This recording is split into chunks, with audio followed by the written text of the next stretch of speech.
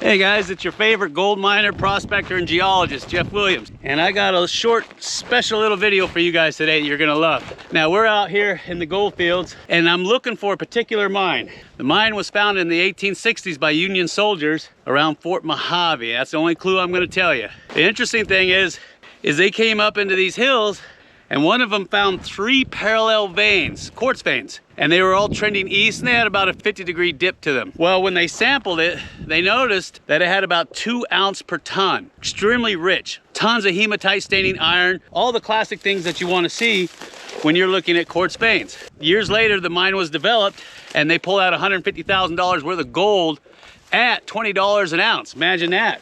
What I'm doing is I'm basically running around these hills, and I'm trying to find it because it's not really on any map. So I got a general idea of where it's hiding. And if you notice, I'm on this old road right here. See this? This is an old road that cuts through this sandy sediment. And I want to talk about that too. That's another interesting phenomena. So I'm looking for that, and then we're gonna sample it. But until then, I came across something really, really interesting. Come here, look at this. So I'm going through these hills. Most of this is all granitic rock that's in here. I mean, it's a no-brainer. And you can see it's got desert varnish on it, which is basically manganese oxide on the outer surface of the rocks. Now, look at this. Tell me if you see something unusual here. What do you see? For most people, you don't see much. You just say, yeah, it's a pile of rocks, Jeff, with some sand on it. Oh, I see a whole lot more than that. I see old tertiary on top of older granitic rock. Do you see that now? And if you don't, I'm gonna get up real close and personal so you can see it. But this is really cool because, of course, you know me, I'm gonna have to sample it. So we'll get up in there and take a look. But I want you to see this because this is what you should be looking for too out in the field. If you come across something that looks like this, sample it, because you could be on an old tertiary channel that's been overlooked. So let's go take a look. This is what I'm talking about. You see it? See the contact zone right here? Look at that. See the old tertiary channel with the rounded river rock? Isn't that cool? All right, now look at this. You can see the bedding planes. See the bedding planes? Right here? This is a good example. Bedding plane, unconsolidated, bedding plane, all the way down. Now look how heavy these gravels are down here on the bottom. See that? And then of course here's your contact zone right here, and you can see where this granitoid, this granitic rock, is actually breaking away from the contact zone right there. This is an old tertiary channel that's come in from the old glacial melt when the ice ages were receding, and it brought down a ton of water, and of course that water brought down all these beautiful gravels. So if you see something like this, you need to sample, and that's what I'm going to do here, sample this stuff. Now, real quick about tertiaries, because there's a lot of talk about tertiaries, and a lot of people don't know that much about it. So I'm going to cover it real quick. So when we talk about tertiary channels, we're talking about the tertiary time period, and that time period is roughly 66 million years ago to 2.6 million years ago, give or take a million years. I know, right? And when you hear talk about auriferous channels in California or the old tertiary channels in California, that's what they're referring to. Those are the old ancient river channels that are carrying just gobs and gobs of gold. Now, the tertiary period has 5 subdivisions in it. I know it's gonna get complicated. And these are important because one of them was responsible for a lot of the gold deposition in these rivers, these old ancient rivers. And they're known as epochs. You know, it looks like epoch, but it's actually epoch. So the one we're gonna focus on is the Eocene. And that's 33 to 55 million years ago. And that's when a lot of this gold deposition, this placer gold deposition, was taking place. And so if you're ever reading through your USGS reports, try to look for those particular time frames. So you're looking for tertiary, obviously, but remember there's 5 subdivisions, and you're looking for the Eocene time period because that was the very richest. And if you look at some of these auriferous channels in California, you'll notice that that's the time frame that they were laid down.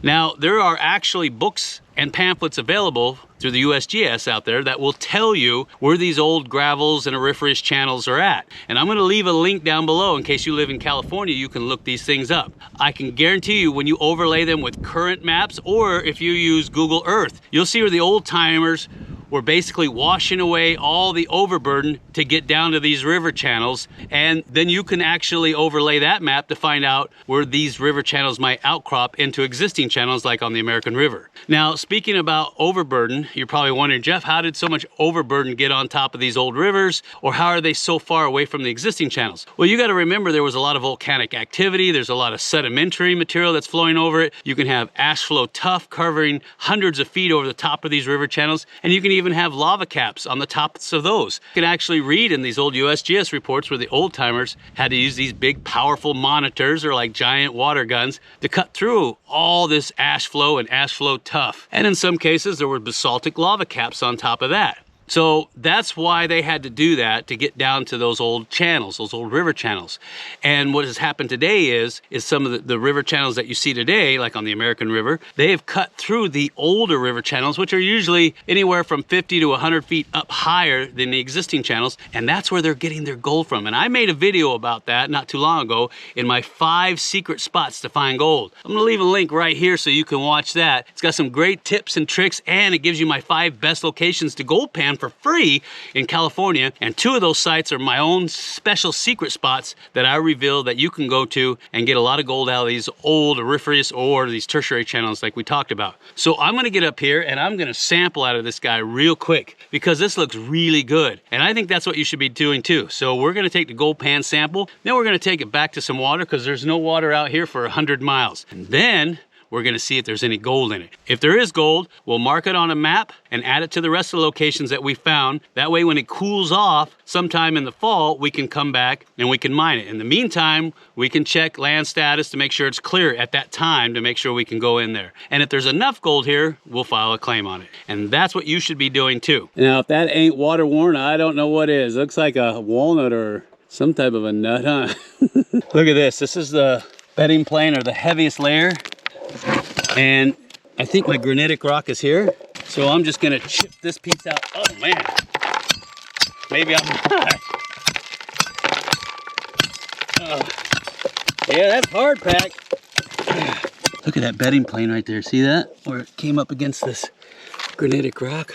All right, I'll get out what I can and then we'll check it out. All right, I've gone ahead and let this stuff soak for about a day or 2, just to try to break up all that conglomerate hard pack. Man, this stuff is really hard and it's got everything mixed into it. I'm really excited about this, but I'm gonna have to hurry because I've got thunderstorms coming in and I'm gonna be working with electricity out here.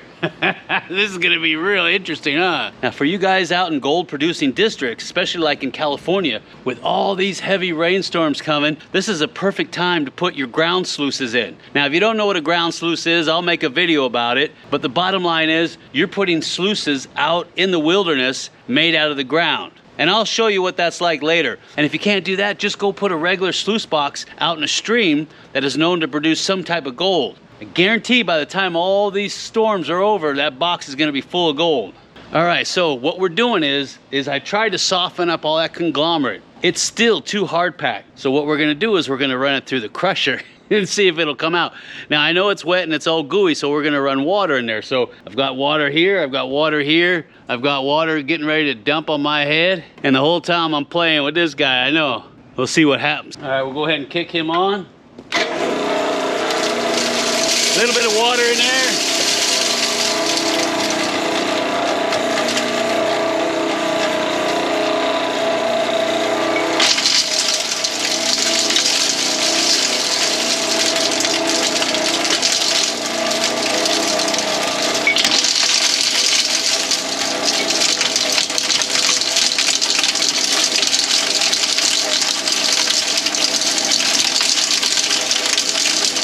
I know, right?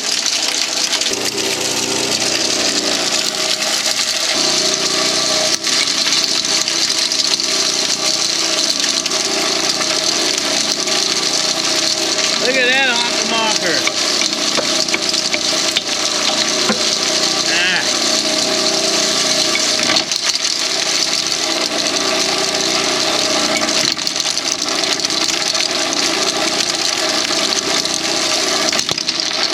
All right, I'm gonna keep running this material and we'll see what's in all that conglomerate. So here we go. That don't sound good. I got the pan empty. I'll just let it run a little bit longer. Oh yeah, here comes that storm. Ah, thunder!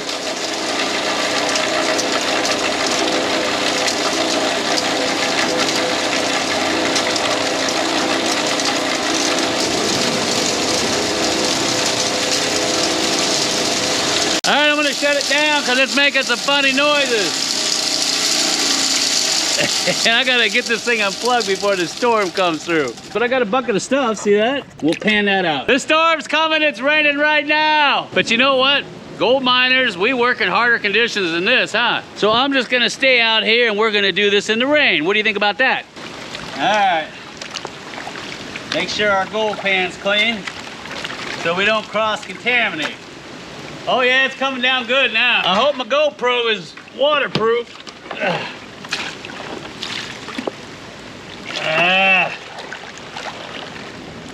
Nasty. Well, at least they crushed it up really good.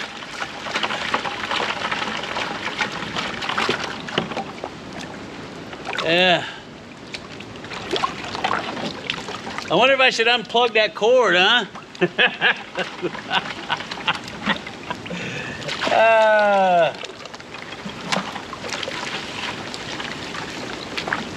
I wonder how the old timers did it, huh? Ooh, it's really coming down now. All right. Got a big chunkies in there. I don't know how those got in there. Yeah, it's coming down good now. Oh, let's pan this out. Big old chunkies.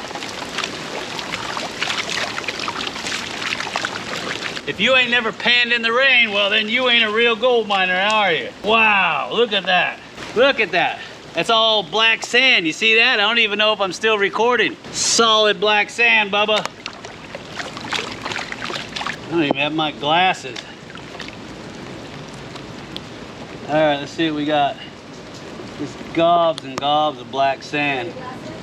Yeah, glasses, please. Oh yeah, I got some little tiny pieces of gold. Nothing to write home about. My lovely assistant, Nurse Leela. I got 2 specks of gold. 1, 2. Hoping for more than that. That'd explain why nobody was working that area. Oh, there's a little tiny third one. I'll see if I can get these up to the top for you. Yeah, I think that's all I got. All right, so I got 3 specks of gold. 1 there and 1 there.